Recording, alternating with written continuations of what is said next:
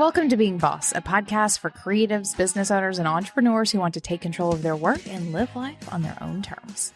I'm your host, Emily Thompson, and in this episode, I'm joined by Danetha Doe, economist and entrepreneur, to talk about the middle-class money mindset, what it is, how it may be holding you back, and what you can do to break out of the box. You can find all the tools, books, and links we reference on the show notes at www.beingboss.club. And if you like this episode, be sure to subscribe to this show and share us with a friend. All right, bosses, it's time to add another podcast to your queue. Let me introduce you to The Shine Online, hosted by Natasha, brought to you by the HubSpot Podcast Network, the audio destination for business professionals. Natasha recently did an episode I know so many of you will want to make a mad dash for, as it's become a common topic in the Being Boss community. It's called Why You're Burned Out on Social Media and a Solution. And if that's not your jam, Natasha's interviews and conversations about entrepreneurship, mental health, and the art of shining online will certainly have something to fit your fancy. Learn more and listen to The Shine Online wherever you get your podcasts. Danetha Doe is an economist, entrepreneur, Webby award-winning TV host, and the creator of Money and Mimosas. She created Money and Mimosas to have a space for fun, sophisticated conversations about money. In 2022, she was named one of the top 100 most influential financial experts alongside Mark Cuban and Barbara Corcoran. To check out past conversations with Danetha, check out episodes number 168 and 229. All right, Danetha, it's so good to see you again. It is so good to see you, Emily. It's been a minute. It has been a long minute. As I was sort of prepping for this, I went back and saw that you haven't been on the show, which means I don't think we've talked since April of 2020, which feels like, when I say it like that, so long ago, but it could not have been that long. Has it truly been that long? I think it has been that long. I think with the pandemic that we're still in, it makes it feel a little bit longer. And we, of course, though, have stay connected via email. I received the Being Boss emails, and I think we've exchanged a couple of emails. So it doesn't feel like we haven't spoken in that long. But yes, it's been over 2 years. That is insane. Insane. Well, okay, then maybe an update. What have you been up to? We just chatted. You did a personal move. What have you been up to since we last chatted all that time ago? Oh my gosh. And I want to hear what you've been up to as well. Okay. Perfect. Since April 2020, a lot has changed. So I just shared that I moved from the Bay Area, Oakland, California, to Bend, Oregon. Absolutely love it here. And that move was inspired by a 22-month Airbnb hopping adventure that I did over the pandemic. And so in August 2020 through May 2022, my fiance and I lived in 10 different states across the country. And Bend, Oregon was one of those cities that we landed in. We absolutely love Bend, Oregon, but we also spent time in some other places that we absolutely loved as well.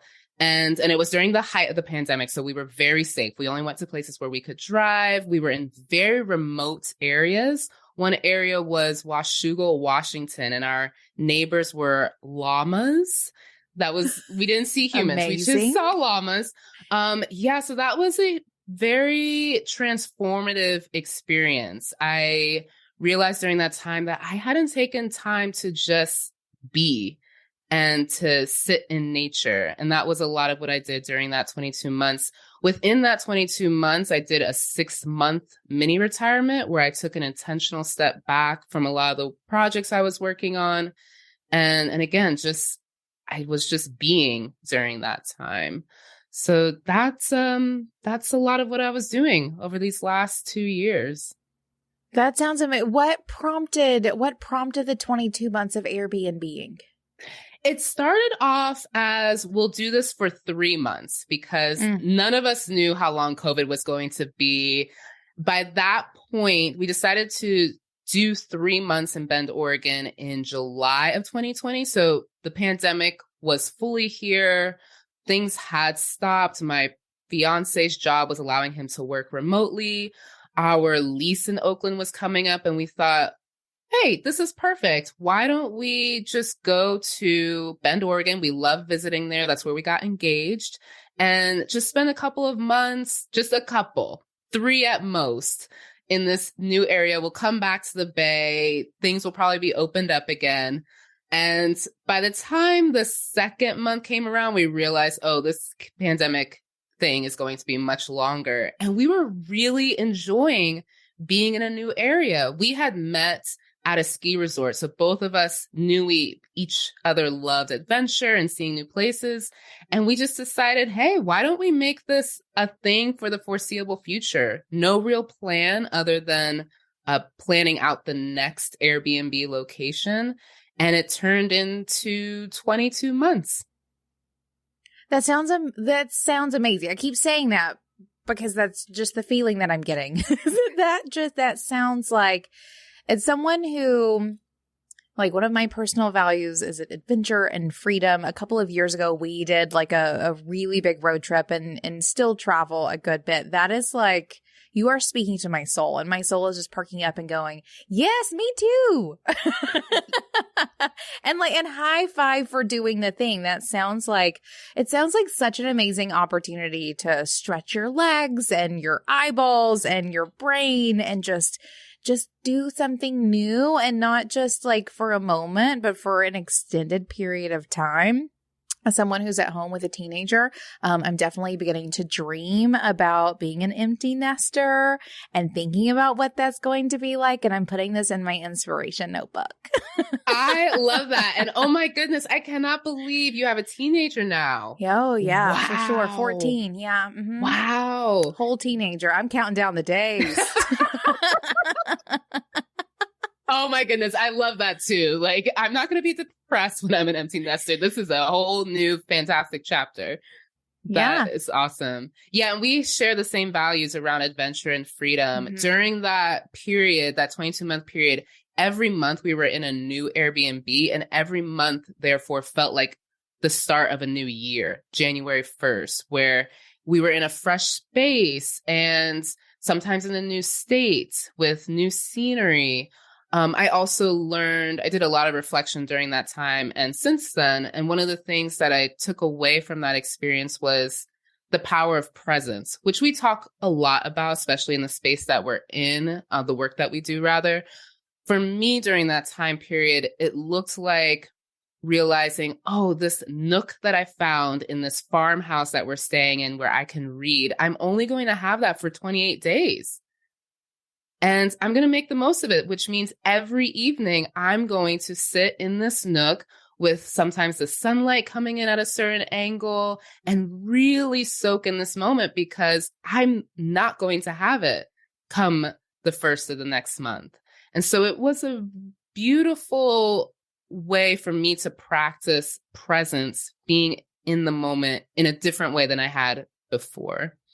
Yeah, I can totally see how that would come to the top for you. Any other personal insights you would like to share about this little adventure? Oh, there's so many. One of them, for me, I learned during that time period how little I knew about what truly gave me joy. Mm. True joy. I'm a fairly content person. I'm happy. I've done a lot of work to create the life that I've lived. So I'm genuinely happy, but that feeling of joy, and I compared it to that feeling of being on a swing set as a kid, where I could just fly high and no one was telling me what to do. And I got these little butterflies in my stomach. I realized I hadn't felt that feeling in a long time, and I wasn't quite sure how to tap into that again. And so during those 22 months, that was another intention of mine, was to figure out how to reconnect to that feeling. And for me, it was through reconnecting with my inner child and asking her, what do you need today? What's going to light you up today? What can I give you today that will make you feel joyful? And so those were some of the insights that I also walked away with. What do you think sparked that for you? Was it, and I mean, in my mind, it's, you're getting out of your day-to-day, your like very comfortable environment, you going to a place and going, okay, like if I don't have my usual coffee shop or whatever it may be, then what is going to make me happy? What did that look like for you? At what point were you like, wow, I'm not feeling those feelings. And had you not at all been? Or was it just because you were removed from your regular environment? That is such a great question. There were a few things that sparked it for me. One of them was grief. I was realizing there were some things going on in my immediate family, and I realized, this is me grieving some of those relationships. And that grief led me to ask more questions of myself of, well, what's the opposite of grief? Well, it's joy. And what does joy look like for me? And when did I last feel that true feeling of joy? And that took me back to my childhood. But I also love that you brought up getting out of my everyday routine as well. That forced me out of my comfort zone. And I'm someone that thrives in being outside of my comfort zone. So that was new for me to realize, I had gotten comfortable in certain aspects of my life. And now I don't have any of that. I don't have the coffee shop. I don't have my favorite grocery store that I go to. I don't have the smoothie shop that I can run to in the morning when I'm feeling for that green, vibrant smoothie. So how can I recreate that if I don't have any of those if I don't have access to those external things? How can I create that for myself? And for me, it looked like perfecting my chocolate chip cookie recipe. That was a big one. Another one was having, a lot of this is going to circle around desserts, but sometimes it was having desserts before dinner and just allowing myself to not be so rigid and to truly just let my hair down, be a kid again, give myself permission to do things that my parents would never have let me done as a kid. And so, yeah, those were the things that sparked that for me. Oh, wonderful. Thank you for sharing that. This was not on the agenda today, but I'm so excited that you gave us a little peek inside of that adventure for yourself, both like doing it, but also what that meant to you. I know that those sorts of things can really have a profound impact on just your perspective of the world, even if it's just your world. Absolutely. And that's why I love our conversations, because you've done and continue to do so much inner work. You are doing the work. And so you're able to ask those questions. Of course. Well, I do want to get to the thing today and maybe a little backstory of the thing. We've had this conversation on the books for a minute. I don't even remember at what point this came across my inbox, because I also get your emails and give them a read. And at some point over the past several months, you sent out one that sort of sparked something in me. And I was like, I need you to come talk to our audience about this thing. And this thing is the middle class money mindset. And so I'm really excited to dive into this. The email that you had written, if I'm not mistaken, was it over I think it had to do with Jamaica and their economical independence. What was happening? And it doesn't matter. I can't even remember. That is not the point. The point is you and money and middle class money mindsets. Whatever the context of that email was, it really sparked something in me where I wanted you to come talk about this, because as I was reading some of these things, it was like just some absolutely yes. I'm so glad someone is saying these things. And I'd like to, I don't know, offer up some space for you to share this information with our audience. So we're going to talk about middle-class money mindset. I want to dig into a couple of pieces. One that I'm especially excited to bring up. But I think to get us started, why don't we just start with like a definition of middle-class money mindset, how it is that you characterize that mindset, both like broad, but I would also love if you have like any like obvious little, like if you hear someone say this, you know that this is a middle-class money mindset problem.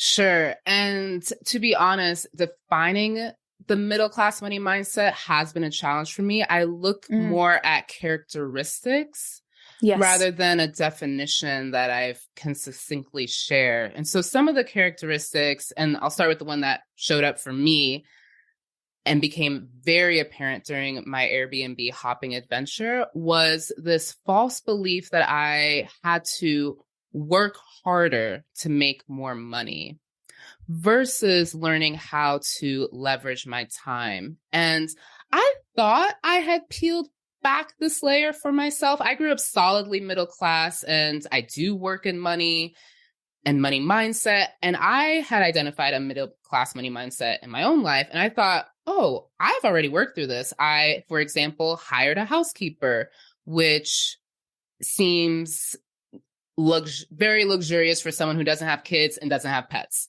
It's me and my fiance. So we have a housekeeper. And at the time, that was a big mindset hurdle for me to leap over. And so I've done things like that. And I thought, oh yeah, I'm good in that area. But then during the Airbnb hopping adventure, especially during the 6 months where I did a mini retirement, I realized how little time I was giving myself for true leisure. Truly just sitting on my green velour couch and watching rom-coms all day without anything on my agenda, or going for a walk that was supposed to be 30 minutes and it turns into 3 hours, or grabbing a cup of tea with a friend and thinking it'll only be 45 minutes and just letting it spill into the afternoon. How little I was doing that because I had to run back and get to work, or I always have new ideas for the business. And every time I want to make more money, it's always associated with how much more effort I need to put in rather than how can I leverage my time or find a way to do it in an easeful way. And so that was one of the biggest characteristics that I found in myself, and then in also observing others as well.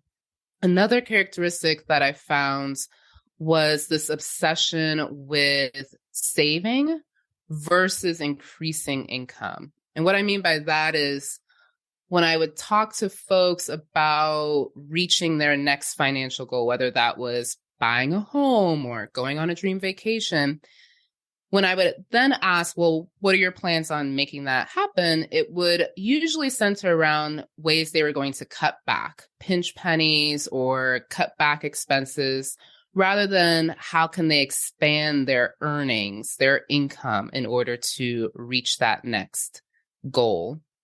Another characteristic, there are lots of characteristics, but the third biggest one was compartmentalizing work and play, meaning folks, especially if they didn't have their own business, I think as business owners, we start to blur those lines naturally. But folks that have a typical 9 to 5 tend to see the work week, Monday through Friday, as dedicated to work. You're very structured. The kids get up at this time. They're out the door by this time. I'm at my desk by this time, and I work for these hours. I have lunch scheduled in there. The evening comes. It's time to help the kids with their homework or take them to activities. Then we do maybe one fun thing, and then it's time to go to bed. And then the weekend is when we might have time for play and pleasure. But maybe it may just be relaxing and sleeping because you're just so exhausted from the week. And there's this compartmentalization of Monday through Friday looks like one way, and then Saturday and Sunday looks like another way. When we remove that and that's the middle class money mindset, because when you remove that, there is this blend, this blur of my life is play and play is my work, and pleasure does come from simply sitting on the couch and watching rom-coms, but it also comes from a conversation that I strike up at the coffee shop that leads to my next big movie deal. And there's this just magical flow that happens when things aren't so compartmentalized. And I found that the middle class mindset is very much in that compartmentalization, that very structured approach to work versus play.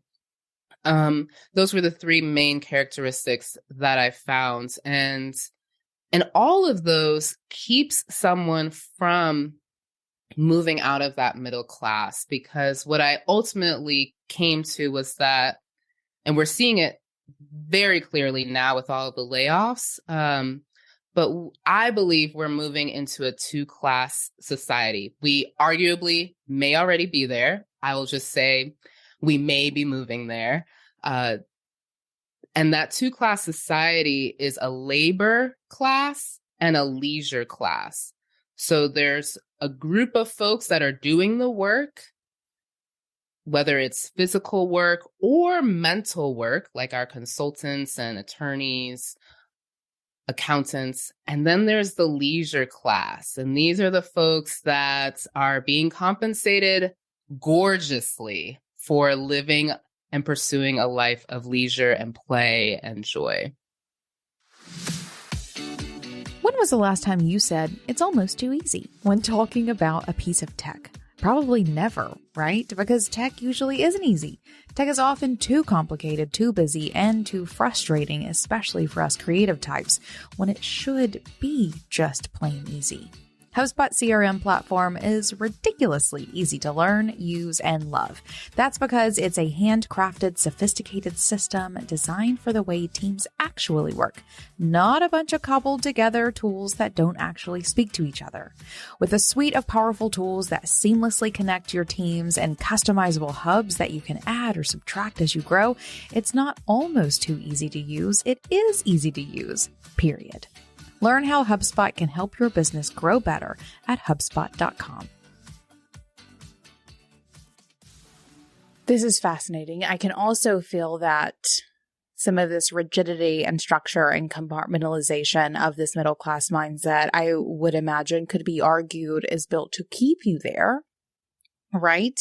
To not allow you up into any other classes, which I feel like we'll probably touch on in a moment.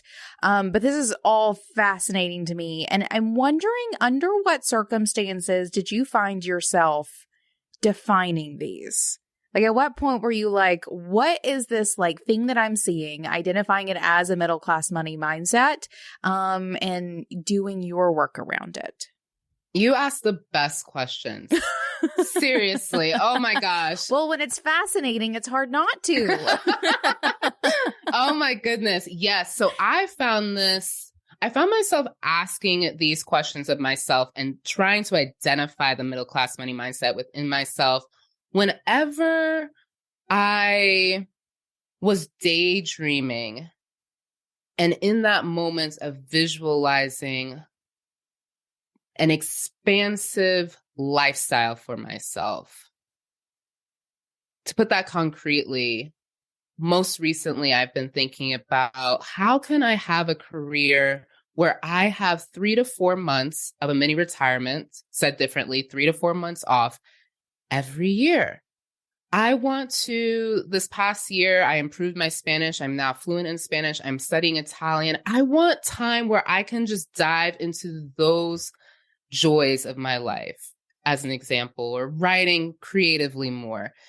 So I want 3 to 4 months every year to be able to do that. And when I started daydreaming about that, which for some people that may be a leap in and of itself to get to that point of daydreaming of that goal. But for me, that wasn't that hard to think of that goal. What was hard, though, was thinking about how can I do this without burning myself out the 9 or 8 months of the year? Because immediately I started thinking about, well, I can 5x the amount of content I put out. I can create 12 more offers. I can do 50 one-on-one calls with folks and take on 12,000 more one-on-one clients, exaggerating, but essentially it all boiled. Go ahead. Basically doing 12 months of work in 8 months or 9 months. So doing the same amount of work, just in less time. Great. Yeah, exactly. Exactly. And that's exactly the expression I would have myself. Like, Danetha, we're not going to kill ourselves the rest of the year so that you can then recover for the remainder of the year. We want to do this easefully. And so when I started realizing, all the ideas I have around how to manifest this life has to do with me working harder, I realized, this is middle class. This is some deep unlearning I need to do. And I wasn't actually sure where to go for that unlearning either, because as you said, we are conditioned to stay in that system. We are a part of a system. I'm not sure how deeply we want to get into that piece, but there's a reason why we're conditioned to think this way and to operate this way and to never truly get our heads above water to see, oh, wait, I don't have to furiously kick my legs so hard. There's an easier way to do all of this. Yeah, I mean, no, we could dive into that. That might have to be another episode for sure, because I'm definitely feeling that. But I love that you sort of uncovered the opportunity to dive into this by looking at what it is that you are more wanting to accomplish for yourself, which I think we can both agree is arguably like not middle class like lifestyle of, unless you're a teacher, I guess, but you know, is that even middle class these days? We don't know. But unless you have that sort of work structure, even the idea of building a life where you're working, 8-9 months and taking off 3 or 4 is elevated beyond middle class. So obviously there wouldn't be a middle class solution for a desire, right? To accomplish that for yourself. So you're going to butt up against your belief patterns as you try to uncover that for yourself. So I love that you were like doing these these meditations or visualizations to imagine what it would be. You're butting up against them and you start pinpointing these qualities or these characteristics that you're identifying as the middle class mindset, which is what is holding you back. I also would love to get your thoughts on this as we're diving into, because I feel like I can imagine if someone is, has grown up lower class, making it to middle class is the accomplishment. And we are here, in a sense, bashing this accomplishment that you've made for yourself. And if you're solidly there and loving your life, then again, we're bashing potentially the thing that you are relishing in. So I would love to hear your thoughts of maybe even like is it good or bad of middle class mindset, to even like give a framing for the continuation of this conversation for anyone who's like, well, these bitches though. Just in case. Just in case. Great question. And the first part of what you said made me think of a lesson that I had been teaching that I had to relearn myself, which was the tools that allowed me to survive are not going to be the same tools that allow me to thrive. And so when you said this elevated way of living 3 to 4 months off a year is not a middle class experience, so it's going to take a non-middle class solution, that was where I learned, the tools that got me here were great. They're awesome. And I'm really grateful for them. I can pull them out whenever I need to. However, they're not the tools that I need now to get to where I want to go. And I'm going to have to figure out what those tools are. The second piece of what you said around, hey, we don't want to bash anyone's accomplishments, their definition of success. Absolutely not. And the other thing that I had to unlearn in my own journey around the middle class money mindset was realizing I think too much about other people's feelings, and to be okay with what I'm saying is going to rub people's feathers and rub them the wrong way, especially when we're talking about class, because there are so many intersections and structures in place that keep folks in certain class dynamics. There's a lot when it comes to economic class, whether we're talking about the United States or abroad. And I had to let that go. I had to let go of feeling bad about making others feel a certain way when I would share my goals. And that was something I associated with being from a middle-class money mindset, maybe more so a Midwest middle-class money mindset, which is where I spent a lot of my upbringing. This need to always feel that I had to take care of other folks' emotions and feelings. And I would argue too that any incredibly strong feelings is also just your conditioning. Mm-hmm. Right? Around accepting where you are and being so proud of where you are that a challenge to it would be triggering. Just gonna throw that in there as well. Yes. And anyone listening needs to pause and re-listen to that because that is such a gem. So true. So true. Right? So, okay. We've given it a good definition. We've talked about like some ins and outs of it. I want to get into why we're having this conversation because this is really when it gets meaty. Actually, I wish I had gone back to read that email. I probably wouldn't have been able to find it. Who knows? But the idea here is that we are operating within a system, right? That we have been brought up in. We have learned it. If you've done a quote unquote good job, you have elevated yourself to some extent, but only as far as they'll let you, more or less, right? Unless you remove yourself from those systems. But even then, as business owners in an economy, we are in the system, even if we have bucked as many as we possibly can. And I think about that for myself. I've always been one who was, very proud of having bucked many a system. I haven't had a real job in forever. I've been an entrepreneur for over a decade. I even homeschooled for a really long time. My partner and I are not married and likely will never be married. Like there are lots of systems that I have never plugged myself into, and I love that for myself. But I'm also a business owner in the American economy. So guess what? I am operating in a system 100%, and I am not blind to that by any means. But I do love this conversation around money because it is very core to being business owners. Is something we all need to work on so that we can find success in our businesses. And I think in the current economical climate, but also in the phase where many business owners who may be listening to this find themselves, where you have optimized the living hell out of the box that you were operating in, right? Like you have done it. Or for you, it was getting to a place where, okay, like you have optimized working 12 months a year. What would it look like for you to optimize working 8 or 9 months a year? That's a whole different box, right? So I think this is a really important conversation for elevating money mindsets across the board. And I think to begin this part of the conversation, I would love to know from you how it is that you see money or the middle class money mindset holding those of us who are like ready to escape that part of the system. How are those mindsets holding us back?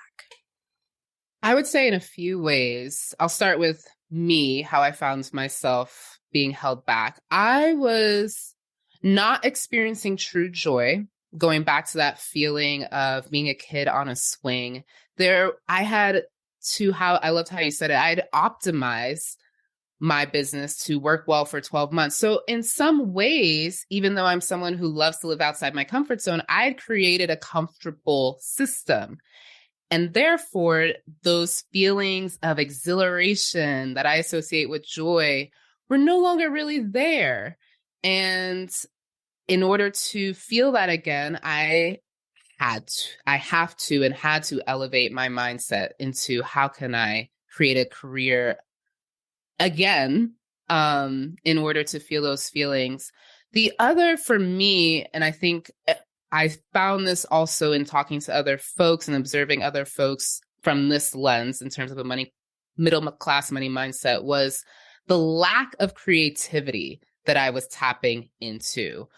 I love the arts. I love writing poetry. I'm not a good singer, but I love taking singing lessons. I love reading a juicy fiction novel without the mindset of what can I take from this to improve my life? Because I've read every freaking personal development book out there. And that's what I go to. That's why I read, is to improve myself rather than just for the pure satisfaction of taking in words on a page and getting lost in another story. And I wanted more of that in my life. I want to be a part of a local play, not because I'm ever going to be on Broadway, but because that's fun. Where was the fun in my life just for the sake of having fun, not for the sake of improving my business or making more money, which making more money is important, to be clear. But everything had that end to it, I realized. And the end, I wanted to shift that end to include more fun in my life. And that's what I feel the middle class money mindset holds a lot of us back from. When I was thinking back to my childhood, I would get lost for hours writing my own chapter books about characters that I created. Where was that? Why wasn't I doing that anymore? And for me, I thought about, Danetha, you've created this business, this career where you're able to do whatever you want, but you're not doing whatever you want anymore. So that's where I find the middle class money mindset really holds us back. I've seen it mostly in regards to the arts and tapping into our true creative self just for the sake of being creative and expressive. Yeah. What I see here is this characteristic that if you want more, you do more. Right? And if you're having to do more so you can have more, you're going to have time for the more. You're just working more. Right? Like, so there's like this, like there's a stop where this isn't making sense. But as you're saying this, I'm totally seeing in my own life and, you know, the lives of everyone I know, situations just like this, where you think, okay, if I want to have the time to be a part of a play, like I'm going to have to like rearrange all of these things so that I can work more, to have more time to do the thing. I'm going to need childcare. I'm going to need someone to, then clean my house because that's whatever it may be, right? There's this reorganization and this idea that it's to do more, you have to work more. And then there's a question of, is it even worth it? Which just gets into self-worth, and I'm not even going there today.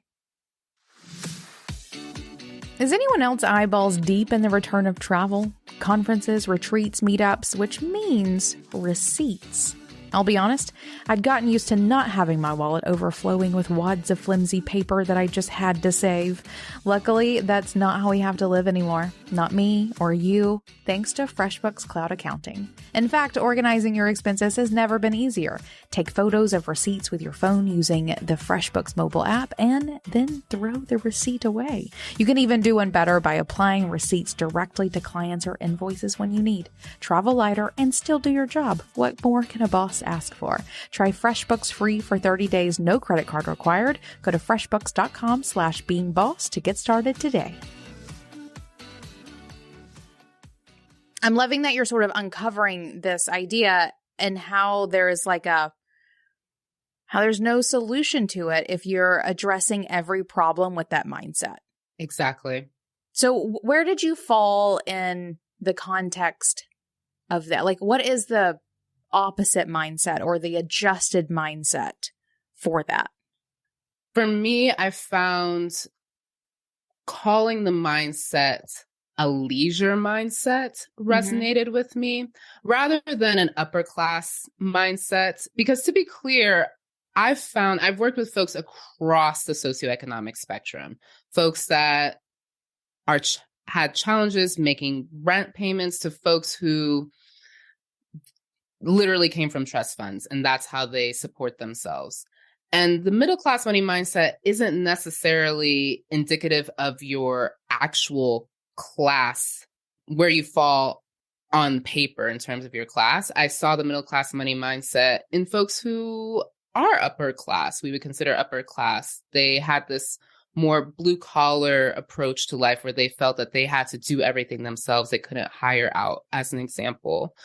And so for me, upper class mindset didn't resonate. It also felt unnecessarily pretentious. Not that that's a bad thing. It just didn't resonate with me. So for me, it was that the distinction between labor and leisure landed for me. And I wanted more of a leisure mindset. And I did go back to, and I'll send you the article I wrote. I referenced an author, Thorstein Veblen, who was a Norwegian American sociologist and economist. And he was one of the first economists to talk about the leisure class. He's the one that coined the term that you're probably familiar with, conspicuous consumption.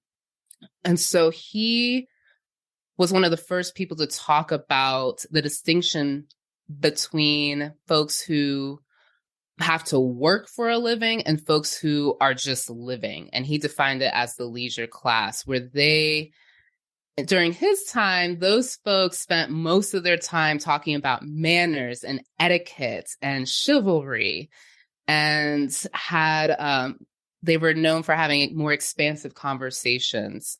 And that resonated with me. I wanted to build a life around those types of conversations where we talk about life and philosophy. And then what I was saying earlier, having more space for art and self-expression in my life. And that for me sounds like leisure.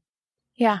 No, I agree. One of the things too that you were talking about as one of the characteristics that I even want to sort of highlight here is this like leveraging your time too, because I even think that goes back to the reordering that I was talking about a moment ago, of this idea where, if you've grown up with a middle class mindset, you have structured your life under that middle class mindset. Just so to some extent, you would have to work more to do more because you have to rearrange your life, right, in order to allow you to do that. But I love to this like leveraging your time piece, and bringing it to what you're talking about, like finding joy in those things. Here is my example. Here's why this sparked something in me. As you're growing a business, you always you want the role of like CEO where you just show up to a meeting once a week, right? And you just direct out, you answer the questions and you make the decisions and you empower the folks to do the thing. And like, that's the goal, right? That is leverage time. That is the most leveraged time I think many of us are going to be able to accomplish within the context of our business, is the way, knowing my audience. Whenever I did that, I started hating those meetings. Having like another meeting on my schedule, here I go to do the thing. And it's one of the things that I've had to very consciously do over the past several months, of going back and recognizing that is literally the work that I've been aiming for. That is the most leveraged time. But here is the mindset that I found myself in. Because I think there's also just this middle class mindset of you're not supposed to love your job. Right? Right? You go to work. You don't weekend is when you have fun, right? If you're compartmentalizing the two, weekend is when you have fun. During the week is not fun. That's work. And they cannot be the same thing, which is also something you mentioned. What was it? Compartmentalizing of work and play, and how we have the opportunities to combine it. But there is a middle class mindset within us that tells us that we're not supposed to have fun while we're working. And so I've had to very consciously work on finding joy in those meetings, because I do. If I release that mindset, I absolutely love that I can show up to a meeting and C-suite my way into having, 40 hours of work done that week across a couple of people, because I spent 1 hour, 2 hours, usually 2 hours, if I'm being honest, making decisions, having conversations, talking through problems, doing those sorts of things and leveraging my time to that level. So I just want to share that as a funny way of how several of these characteristics can come into play as you are working your way, up whatever ladder. I don't know, that you just have to pinpoint and start working through. And I love then, though, to bring this full circle into what you're talking about, how, one, that leverage time allows more time for leisure. And two, you can find joy, legit, true joy in the work that you're doing. When you can pair time and impact and not a direct correlation. I feel like I got rambly. Those are my feelings. I love hearing your feelings. And it does make sense. And because I also love that you defined how being a CEO, which is what a lot of us strive to be when we go into this world of being an entrepreneur, we want to get to that place where we're not the ones doing every single blog post and editing it and figuring out the content strategy. We want to get to that place of being a CEO. And for some folks, that is going to be their way of elevating from a middle class money mindset, is truly stepping into that CEO role. For others, for me, that CEO role doesn't quite resonate. I'm a strong IC, individual contributor, and I'm someone who loves to have other companies work with me as partners rather than being employed by me. But for every person, that process of figuring it out for yourself and figuring out how to have joy in the way that you do work is going to be a big part of releasing that middle class mindset. Because you're right, we have assumed the conditioning that we aren't allowed to enjoy what we do. And that leads to that compartmentalization of work is different from play. And I only have 12% of my time that I can dedicate to play rather than making that more 80%, 85% of my time. Yeah. I also love that you brought creativity into this as well, because I think you were also hitting on this. I mean, it's like, popular economics, I guess, or just like how the world works. But like within our little community, less so, because we do value creativity. We sell it. We find people who value it and will pay us for it, all of those things. But then there's a flip side of it. If we stop creating for creating's sake and we're only creating for money, right? So we slip back into it even as we are moving our way out of it. In really interesting ways. There's these, I don't know, spider webs of nonsense that have infiltrated our brains and how it is that we connect time and money and our value in the work that we do. So even though the spider webs are intricate and deep, I'm wondering if you've pinpointed any sort of practical steps or any like key mindsets that we should shift or things that we should do to help begin to evolve ourselves beyond. I love journaling exercises. I find those to be the most revealing for me in terms of where these spider webs have gone that I have let grow without tending to. And one of those journal prompts exercises I sent out to the Money and Mimosas newsletter readers. And one of the responses I got back was several months ago. And it was, as I was coming out of my mini retirement and realized that that's what I wanted more of for myself, and that's what I want to talk more about, this woman that read the journal prompt responded, and I'll share what the journal prompt is, but her response was what really touched me. And her response was, I want to spend the next year painting while looking over the San Francisco Bay. And the journal prompt was, if $300,000 magically appeared in your bank account overnight, how would you spend it? The only catch is you can't spend it to pay down debt. You have to spend it on you. And when she responded with something so simple, yet incredibly profound, but very simple, that is so simple to have a canvas, a paintbrush, some oil paints, looking at the water, and that's the next year. I was so moved by that because I realized a lot of us, what I was yearning for was similar to what a lot of folks I think are yearning for. The ability to create simply to create, simply to self-express. And that prompt, I think, is really helpful. If $300,000 magically appeared in your bank account, you didn't work for it, it just appeared, you can't spend it on debt because that's something to pay down debt. That's something our middle class money mindset will lead us to think, that we have to continuously figure out how to pay down debt. And you have to spend it on yourself. That prompt was really helpful, and I think is helpful for folks to help shift out of that mindset. And I go back to that prompt often. It's not something that you can just do once and be okay, because like you said, every level, once you achieve that goal of being the CEO, then you realize, oh, well, this is fun, but is it fun? Maybe I should reevaluate. It allows you to reevaluate where you're at and how to continue to manifest that life that you want to lead. Lovely. Okay. Everyone go write that one down for sure. I have one more sort of like follow-up. this is the direct follow-up from the email, whatever that was, way back in the day.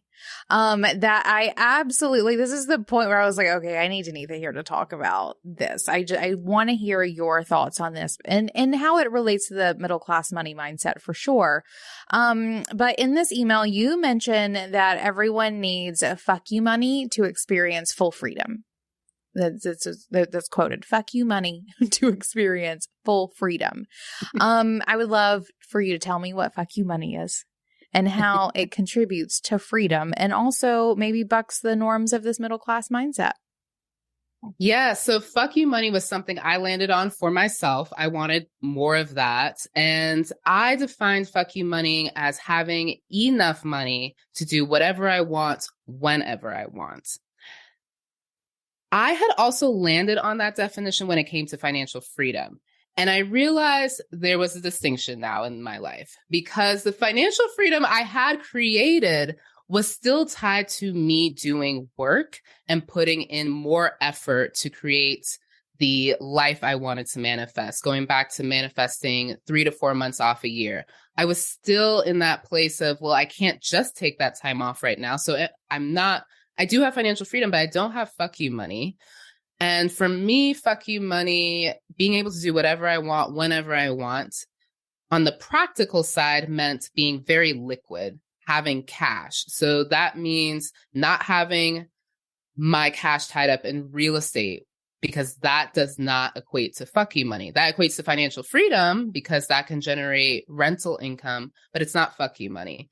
It also means, cash also means cash flow. I say cash is king, cash flow is queen. So that meant stock investments didn't qualify for fuck you money because that's not cash coming in on a regular basis outside of dividend stocks. I wanted fuck you money where I had the cash and I knew the cash would always come in if I wanted to step away from everything that I built. If in some other people's cases, it might be leaving a job, leaving a manager, leaving a significant other. For me, I loved my life. So it wasn't so much I wanted to fuck it off, but it's also was getting to a point where I realized I want more and I can't just walk away from what I've built now. So I don't have fuck you money and I want fuck you money. And so that's how I defined it. And that was for me also what sparked when I landed on that phrasing, which my fiance helped me get to. I was like, oh, this is the fuel to get those creative juices around what is it I'm creating next for myself. Yeah. Oh, and the thing where I'm tying this even back to this middle class money mindset is middle class is your dollars have jobs, right? Like your money has to be somewhere doing something for you. Right? One way or the other. So this idea of fuck you money is like completely other of like, what do you mean just having cash sitting at a bank waiting for you to like, give to a cause that's, supporting something that has otherwise pissed you off lately or, right. Or you want to just buy that thing because you can and you want to, or whatever it may be. There's money over there not doing anything except allowing you to do what you want when you want to do it, which is also doing something. But there's like money doing things or not doing things. It's extra, right? So I also feel like there's a separation from the middle class money mindset there because the mindset would say that there is no, like everything has a job, right? And that with this, you are essentially breaking free of that mindset. And empowering yourself, which is the best empowering I feel like most of us can do, to more solidly live the way you want when you want to. Now, not later. Absolutely. And I love that you brought up the cause piece as well. If there's a cause that you care about, having that fuck you money to be able to affect the change you want to see happen. The thing that comes up for me is when I did research around the overturn of Roe v. Wade and realizing it all tied back to this one billionaire who funded the political campaigns of the justices that were able to then serve on our court to make Roe v. Wade be overturned, I realized I don't have fuck you money to be able to counteract what just happened. Someone else had the money to be able to create a world that I don't want to live in. And I don't want that anymore. But if we all had fuck you money. Yes. Right? If we all had fuck you money in those moments where we were so angry, we probably could have to some extent, and maybe not immediately, but we could definitely be working towards it in a way where right now it's all tied up in real estate and stocks and our businesses, right? And all of these things. We don't actually have the freedom to make that kind of impact under the current system, or that we are still plugging ourselves into. That is fascinating to me. Same. Danetha, this has been a treat. Thank you so much for coming and chatting with me about this. I hope everyone has taken some little nugget. I hope no one is too terribly annoyed. And if you are, check yourself as needed for sure. Danetha, where can people find more about you and this wonderful newsletter that sparked this conversation? Where can they find you on the internets? Thank you so much for having me, Emily, and for your fantastically insightful questions. Folks can find me over at moneyandmimosas.com. I send out a weekly newsletter every Sunday. You can sign up for it over at moneyandmimosas.com. Perfect. And my last question for you. What's making you feel most boss? Ooh, what is making me feel most boss? The clarity I have around how to create the life I want to lead now. Yeah, I bet that does make you feel boss. Good. More power to you. Thank you. Thank you. All right. This has been a treat. Thanks so much for coming to hang. All right, boss, because you're here, I know you want to be a better creative business owner, which means I've got something for you.